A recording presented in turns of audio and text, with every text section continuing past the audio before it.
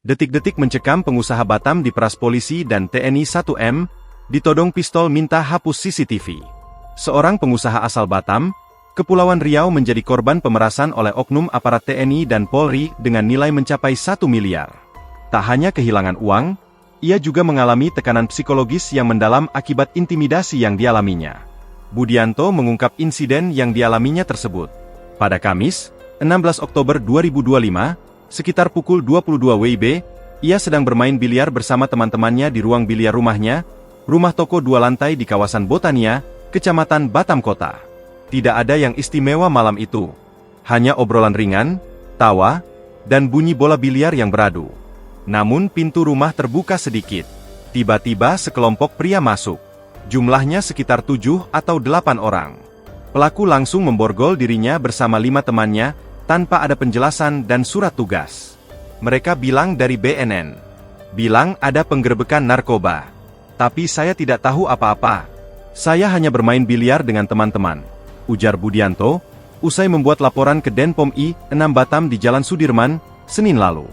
Yang paling membuat Budianto trauma, para oknum itu memaksa menaiki tangga rukonya menuju lantai 2. Di atas, istrinya yang sedang hamil 8 bulan sedang tidur. Budianto panik.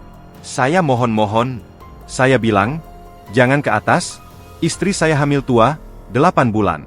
Tolong jangan ganggu dia. Saya sangat takut dia keguguran kalau kejadian, katanya sambil menyeka air mata. Tapi permohonannya diabaikan. Justru yang ia terima adalah ancaman yang lebih mengerikan. Saya langsung ditodong pistol. Di kepala. Di pelipis saya. Saya benar-benar merasa akan mati malam itu, ujarnya. Budianto mengatakan, di momen itu ia tidak bisa berpikir jernih. Ketakutan melumpuhkan seluruh tubuhnya. Para oknum kemudian mengklaim menemukan 1 bungkus plastik berisi narkotika di ruang biliar.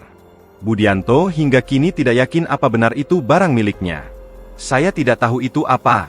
Saya tidak tahu itu milik saya atau tidak. Yang jelas, itu dijadikan alasan untuk memeras saya, ujarnya. Ancaman demi ancaman dilontarkan. Para oknum meminta uang tebusan 1 miliar rupiah. Angka yang fantastis.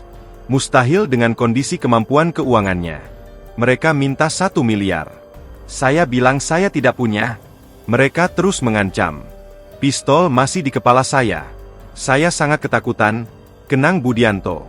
Dalam kondisi terdesak, dengan senjata teracung dan ancaman yang terus berdatangan, Budianto terpaksa menghubungi kakak iparnya di Tangerang untuk meminjam uang. Saya pinjam dari abang ipar 300 juta rupiah. Dilakukan transfer 2 kali. Pertama 200 juta rupiah, kedua 100 juta rupiah. Itu satu-satunya cara supaya mereka pergi dan tidak menyakiti kami, ujarnya. Sebelum pergi, para oknum menyadari ada kamera CCTV di rumah Budianto yang merekam seluruh kejadian. Mereka memaksa Budianto menghapus semua rekaman. Saya disuruh hapus CCTV. Kalau tidak, mereka mengancam akan lebih buruk lagi. Saya terpaksa hapus. Semua bukti hilang karena ancaman mereka, ujarnya dengan nada penyesalan. Setelah kejadian itu, kehidupan Budianto dan istrinya berubah total. Rumah mereka dirasa jadi tempat paling menakutkan. Budianto mengaku, istrinya yang sedang hamil 8 bulan mengalami trauma paling parah. Kondisi mentalnya hancur. Depresi berat. Istri saya sangat depresi. Dia menangis setiap hari. Dia takut. Dia bilang tidak mau tinggal di rumah ini lagi, kata Budianto. Yang lebih memperparah situasi, lanjut dia, pada Senin, 3 November 2025, pagi, tepat saat Budianto sedang membuat laporan di Denpom, rumahnya kembali didatangi polisi sekitar 5 hingga 6 orang. Istri saya lihat dari CCTV ada polisi datang. Dia langsung panik. Dia telepon saya sambil menangis-nangis. Dia bilang, aku takut, ungkapnya.